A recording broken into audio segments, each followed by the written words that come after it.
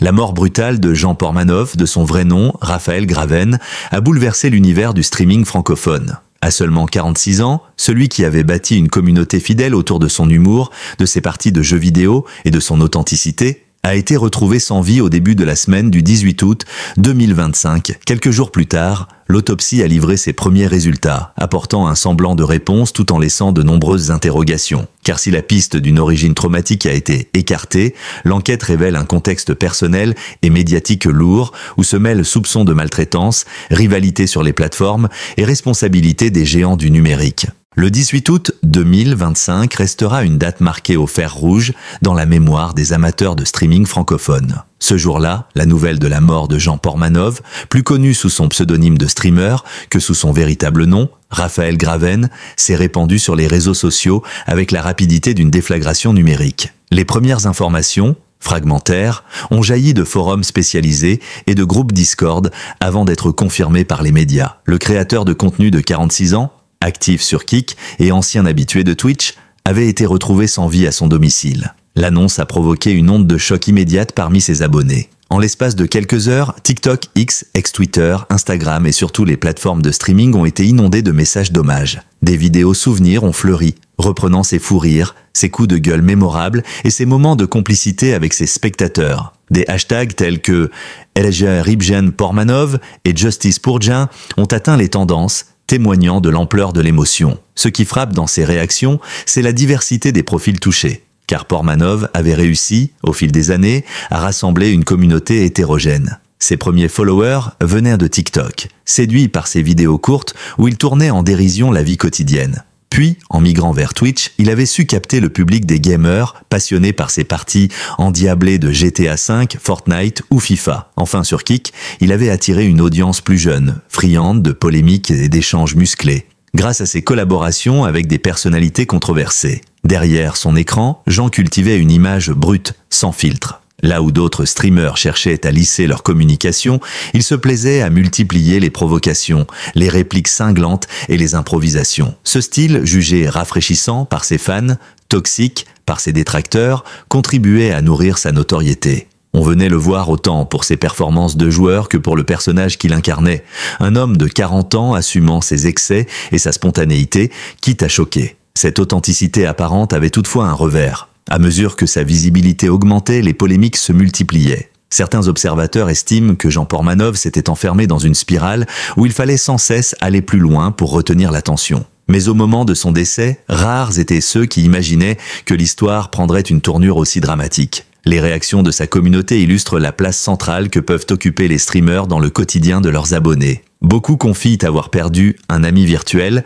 celui qui les accompagnait tard le soir, qui partageait leurs victoires et leurs défaites virtuelles, qui offrait un exutoire à leur journée monotone. Les plus jeunes parlent de lui comme d'un grand frère, d'autres évoquent d'un clown triste dont ils sentaient déjà, à demi-mot, les fragilités. Rapidement, l'émotion s'est transformée en questionnement. Comment un homme encore actif en live quelques jours plus tôt a-t-il pu disparaître si brutalement ? Était-il malade sans l'avoir révélé ? Avait-il succombé à la fatigue d'un rythme effréné de diffusion ? Ou bien fallait-il chercher ailleurs, du côté des tensions et humiliations qu'il avait subies dans certains directs devenus viraux ? Cette sidération collective s'est doublée d'un besoin d'explication. Les médias traditionnels se sont emparés du sujet, donnant une caisse de résonance supplémentaire à une affaire qui dépassait désormais le cercle des initiés. Les articles se sont succédés, tentant de retracer son parcours, de dresser son portrait, d'éclairer les zones d'ombre. Les chaînes d'infos en continu, elles, n'ont pas tardé à dépêcher des journalistes pour recueillir témoignages et réactions. Dans les jours qui ont suivi,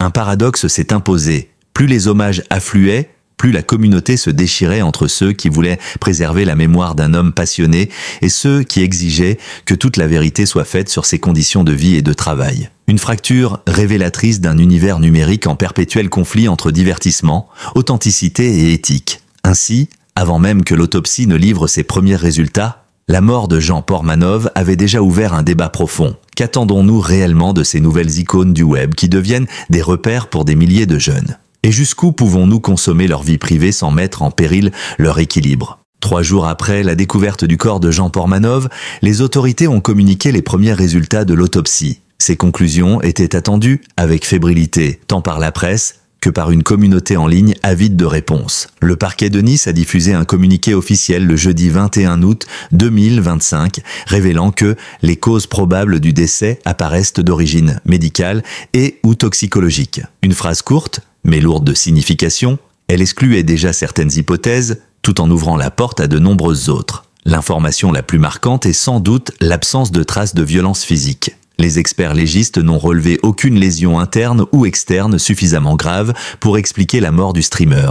Pas de fracture au niveau du crâne, pas d'hémorragie interne, pas de brûlure suspecte. Autant d'indices qui auraient pu orienter vers un accident ou une agression. À la lumière de ces éléments, les médecins experts considèrent que le décès n'a pas une origine traumatique et n'est pas en lien avec l'intervention d'un tiers, précise le communiqué. Autrement dit, aucun signe tangible ne permet, à ce stade, de relier le décès à une violence extérieure. Mais cette absence de traumatisme n'équivaut pas à une explication claire, car les légistes ont également relevé la présence de plusieurs ecchymoses et lésions cicatrisées sur les membres inférieurs. Ces traces, anciennes, n'auraient pas causé directement la mort, mais elles interrogent sur le contexte de vie du streamer, d'autant plus que de nombreux internautes évoquaient déjà des épisodes de maltraitance lors de certains lives.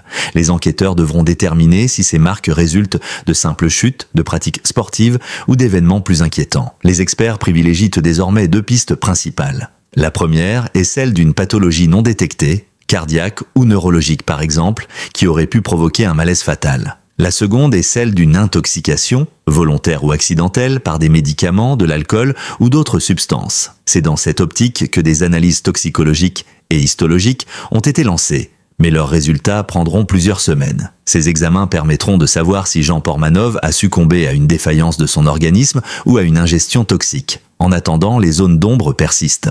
Pour ses fans, l'idée que leur idole ait pu mourir d'une cause naturelle paraît difficile à accepter. Tant l'image véhiculée sur ces lives était celle d'un homme actif, énergique, débordant d'ironie et de vitalité. Pour d'autres, au contraire, cette hypothèse souligne une vérité inquiétante. Derrière le masque du divertissement, de nombreux créateurs de contenu vivent dans une forme d'épuisement physique et psychologique, accentué par des rythmes de diffusion effrénés et une pression constante pour rester visible. Les médias, eux, ont immédiatement relayé les termes du communiqué, mais les ont accompagnés de questionnements. Que signifie exactement d'origine médicale et ou toxicologique? S'agit-il d'une formule prudente pour ne pas écarter trop vite certaines pistes, ou bien d'un choix délibéré pour calmer les rumeurs d'homicide qui circulaient déjà en ligne? Sur les forums, les théories les plus diverses ont émergé. Certaines évoquant un accident domestique, d'autres un abus de substances, et d'autres encore un scénario plus sombre, malgré l'absence de preuves. Cette incertitude illustre bien la complexité de la situation. D'un côté,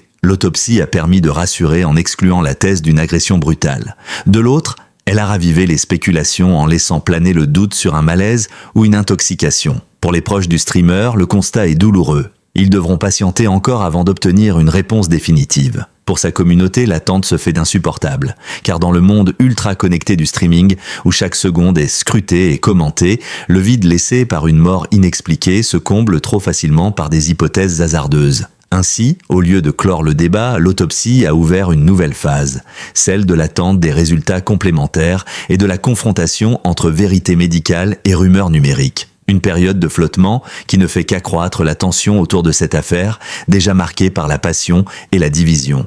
Au-delà des causes médicales ou toxicologiques évoquées par l'autopsie, la mort de Jean Portmanov a ravivé un autre sujet brûlant, celui des polémiques qui avaient si marqué ces derniers 6 mois d'activité en ligne. Car si le streamer avait su s'imposer dans l'univers très concurrentiel du gaming, c'est aussi, et peut-être surtout, grâce à une succession de lives sulfureux, souvent en compagnie de 2 autres créateurs controversés, Naruto et Safin. Ces diffusions, diffusées principalement sur Kick, avaient attiré un public avide de sensations fortes. On y voyait Jean subir des moqueries incessantes, parfois des gestes brusques, ou encore être placé dans des situations humiliantes devant des milliers de spectateurs. Certaines séquences devenues virales montraient des jeux à la frontière du harcèlement, défis absurdes, mises en scène dégradantes, insultes proférées en direct. Là où certains spectateurs riaient et parlèrent de second degré, d'autres exprimaient un profond malaise, dénonçant une forme de maltraitance orchestrée pour générer des vues. La frontière entre spectacle et abus est devenue d'autant plus floue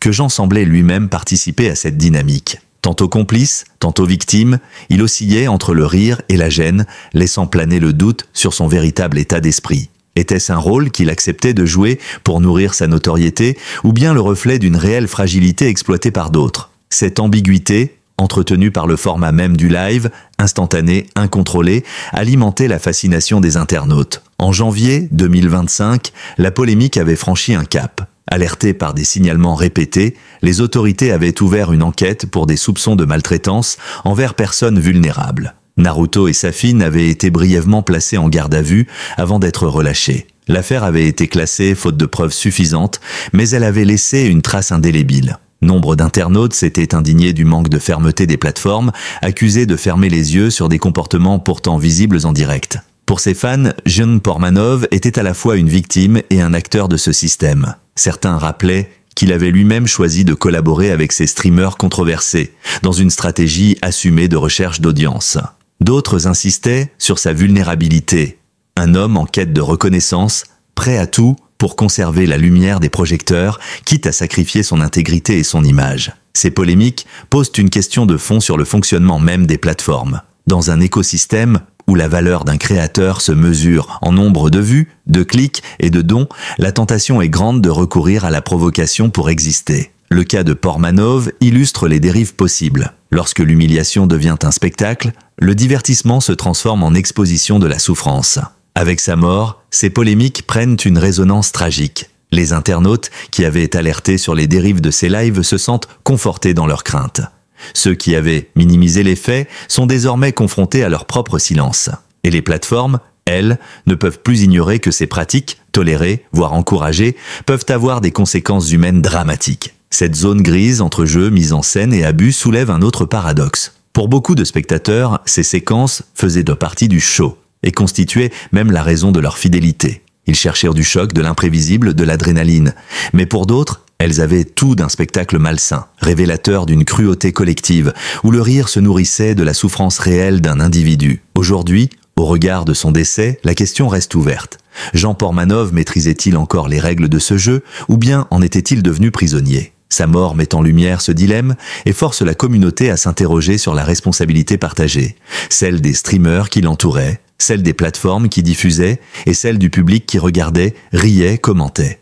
La disparition de Jean Portmanov ne se résume pas à un drame personnel. Elle éclaire aussi, de manière brutale, les zones d'ombre de l'univers du streaming et la responsabilité des plateformes qui l'ont accueilli. Car si la trajectoire du streamer a basculé dans la polémique, c'est en grande partie dans le cadre d'un écosystème numérique où l'audience, la monétisation et la liberté de ton primant souvent sur la sécurité des individus. Pendant plusieurs années, Jean avait trouvé refuge sur Twitch, la plateforme leader du streaming en direct.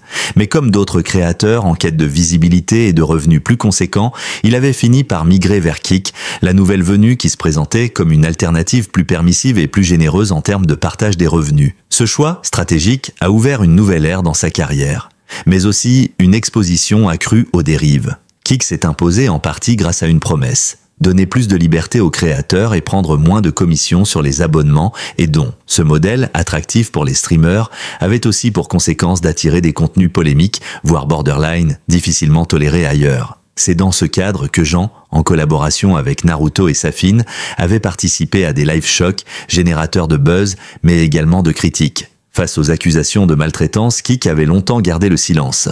Ce n'est qu'après l'ouverture d'une enquête judiciaire en janvier 2025 que la plateforme avait communiqué, se contentant de rappeler que les utilisateurs sont responsables du contenu qu'ils diffusent. Une déclaration jugée insuffisante par beaucoup car elle éludait la question centrale: jusqu'où une plateforme peut-elle se dédouaner de ce qui se passe sur ses serveurs alors qu'elle en tire directement profit? La mort de Portmanov a bouleversé cet équilibre fragile. Dans les heures qui ont suivi l'annonce, les regards se sont tournés vers Kick, accusé d'avoir fermé les yeux sur des pratiques toxiques au nom du rendement économique. Sous pression médiatique et politique, la plateforme a finalement réagi en bannissant temporairement Naruto et Safin dans l'attente de l'avancée de l'enquête. Une mesure symbolique, mais jugée tardive. Le gouvernement français est rapidement intervenu. La ministre de la Culture a saisi l'Arcom, l'autorité de régulation de la communication audiovisuelle et numérique, pour demander des explications aux responsables de Kick. Il s'agit là d'un précédent majeur. Rarement une plateforme de streaming avait été directement convoquée à rendre des comptes devant une autorité nationale. Cette décision marque une prise de conscience politique. L'univers du live ne peut plus évoluer sans cadre ni garde-fou. Pour Twitch, l'affaire fait également figure d'avertissement. Si la plateforme avait déjà été critiquée par le passé pour des contenus jugés inappropriés, elle avait pris soin d'instaurer des règles de plus en plus strictes, quitte à être accusée de censure par certains créateurs. La mort de Jean Portmanov pourrait conforter cette stratégie. Mieux vaut parfois limiter la liberté d'expression que de risquer de voir émerger des dérives mortelles. Au-delà des sanctions et des enquêtes, cette affaire pose une question de société. Les plateformes doivent-elles rester de simples hébergeurs neutres ou assumer un rôle d'éditeur responsable du contenu qu'elles diffusent? Dans le cas Portmanov, l'argument de la neutralité apparaît difficile à défendre tant les mécanismes de monétisation incitent à pousser les limites toujours plus loin. Chaque visionnage, chaque clic, chaque don alimente un système qui récompense la provocation au détriment de la sécurité. Pour les internautes eux-mêmes, cette prise de conscience est brutale. Nombreux sont ceux qui s'interrogent désormais sur leur rôle dans l'engrenage. En regardant, en commentant, en partageant, ne deviennent-ils pas complices d'un système qui nourrit l'humiliation et la souffrance d'autrui? Ainsi, la mort de Jean Portmanov agit comme un miroir tendu autant aux plateformes qu'au public. Elle rappelle que derrière l'écran se trouvent des êtres humains avec leur fragilité et que la liberté numérique, sans limite, peut parfois avoir un coût tragique. Derrière le pseudonyme de Jean Portmanov, figure exubérante et parfois provocatrice du streaming, se cachait un homme plus complexe, Raphaël Graven, âgé de 46 ans. L'image publique qu'il donnait de lui, celle d'un trublion du web à l'humour caustique et au débit de paroles effréné, ne correspondait qu'en partie à la réalité de sa vie personnelle. Ceux qui l'ont côtoyé hors caméra évoquent un individu réservé, parfois introverti, marqué par des blessures invisibles et un besoin profond de reconnaissance. Originaire de la région lyonnaise, Raphaël avait grandi dans un milieu modeste. Très tôt, il s'était passionné pour l'informatique et les jeux vidéo, y voyant à la fois un refuge et une échappatoire. Comme beaucoup de jeunes de sa génération, il avait découvert Internet à travers les forums, puis les premières plateformes de partage vidéo. Le monde virtuel lui offrait un espace où il pouvait exister autrement, loin des contraintes sociales et des jugements. Avant de devenir une personnalité suivie, il avait exercé plusieurs petits emplois sans jamais trouver une réelle stabilité professionnelle. C'est finalement TikTok qui lui a offert une première visibilité. Ses vidéos, souvent tournées sur le ton de la dérision, lui avaient permis de fédérer une communauté en quête d'humour spontané. De là, il avait tenté l'aventure sur Twitch, où il diffusait principalement des sessions de GTA V, Fortnite et FIFA. Ses streams n'étaient pas toujours techniques ou spectaculaires, mais son charisme et sa capacité à interagir avec le public faisaient la différence. Rapidement, son style singulier s'est imposé. Contrairement à d'autres créateurs qui cherchaient à contrôler leur image, Raphaël cultivait une approche brute, sans filtre, où ses coups de colère et ses moments de vulnérabilité étaient invisibles en direct. Ce choix, assumé ou subi, lui a valu autant d'admiration que de critiques. Ses fans saluaient son authenticité, son refus des conventions, et son courage à se montrer tel qu'il était. Ses détracteurs y voyaient au contraire une stratégie malsaine, exploitant ses propres fragilités pour attirer l'attention. Derrière le personnage de Portmanov se cachait toutefois une solitude profonde.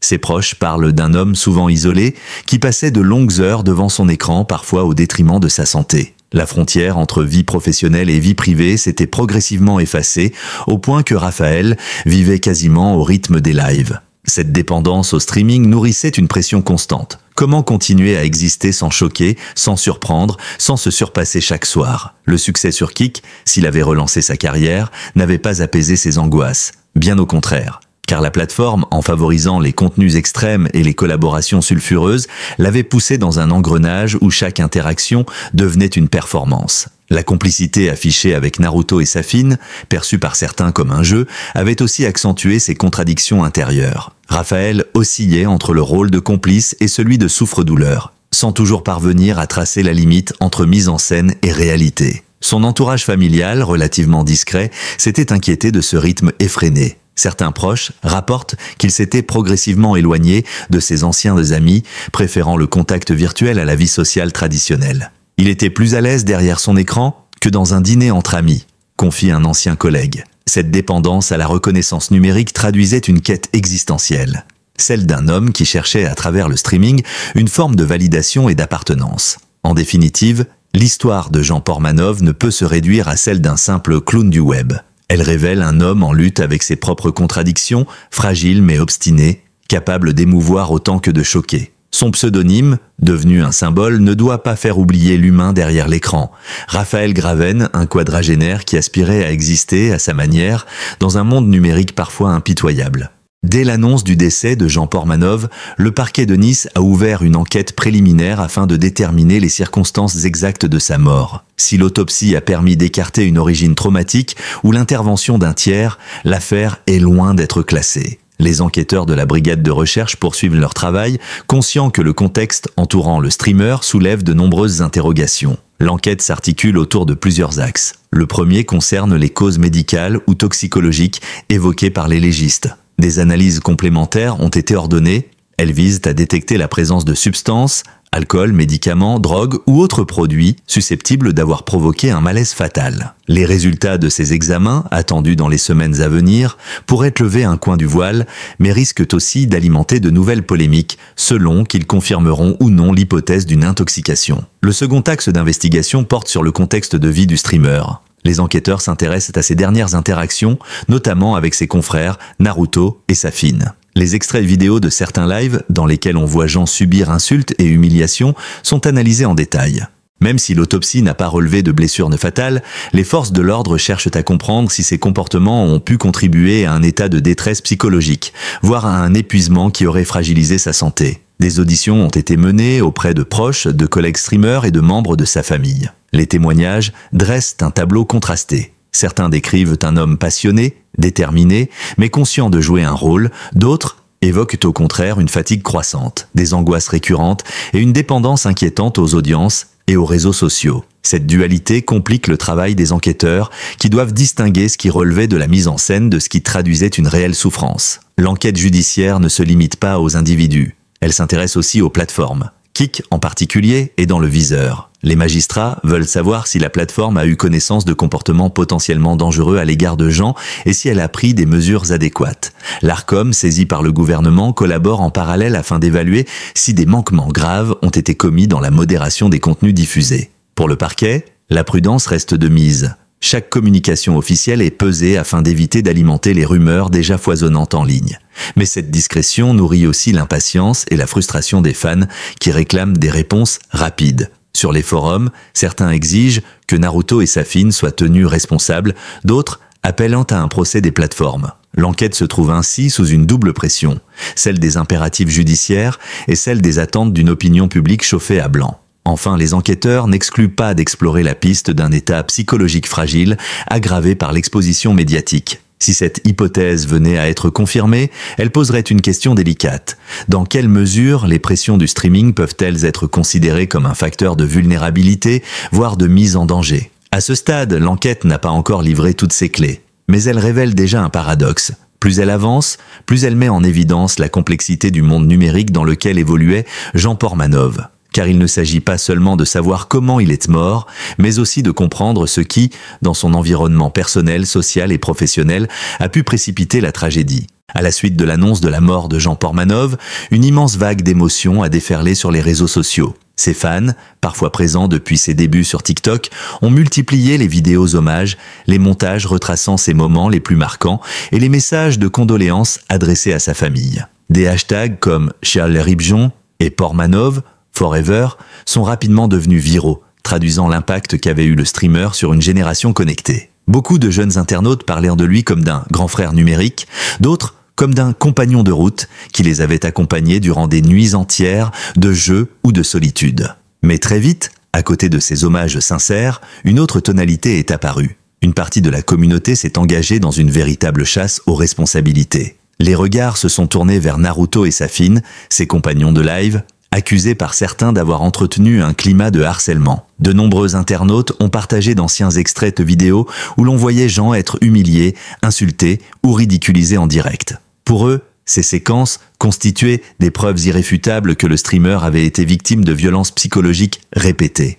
À l'inverse, d'autres membres de la communauté rappelaient que Jean semblait accepter ce rôle, qu'il riait parfois de ses propres humiliations et qu'il savait très bien ce qu'il faisait en participant à ces mises en scène. Selon eux, il était injuste de transformer ses collègues en boucs émissaires. Cette vision défend l'idée d'un Jean acteur et non victime, prêt à tout pour susciter du buzz et attirer de nouveaux spectateurs. Ce clivage a provoqué des débats passionnés sur les forums et les plateformes. Certains lives, organisés par d'autres streamers, se sont transformés en véritables tribunaux populaires, où les uns réclamèrent justice, tandis que les autres plaidaient de la prudence en attendant les résultats définitifs de l'enquête. Les réseaux sociaux, eux, se sont transformés en champs de bataille numérique où les hommages se mêlaient aux accusations, brouillant la mémoire du défunt. Au-delà de la question des responsabilités, cette fracture illustre une réalité plus large. La difficulté, pour une communauté virtuelle, de gérer la disparition soudaine de l'une de ces figures. Dans le cas de Jean, cette difficulté est accentuée par les zones d'ombre entourant ces derniers mois, par la violence symbolique de certains de ses contenus, et par le rôle ambigu qu'il tenait dans ses propres polémiques. Les médias traditionnels, en relayant ces débats, n'ont fait qu'amplifier le phénomène. Certaines chaînes d'infos ont consacré des débats entiers à l'affaire, donnant la parole à des experts en psychologie, à des sociologues du numérique et à des spécialistes de la régulation des plateformes. Ces analyses ont mis en évidence un malaise profond, la frontière de plus en plus floue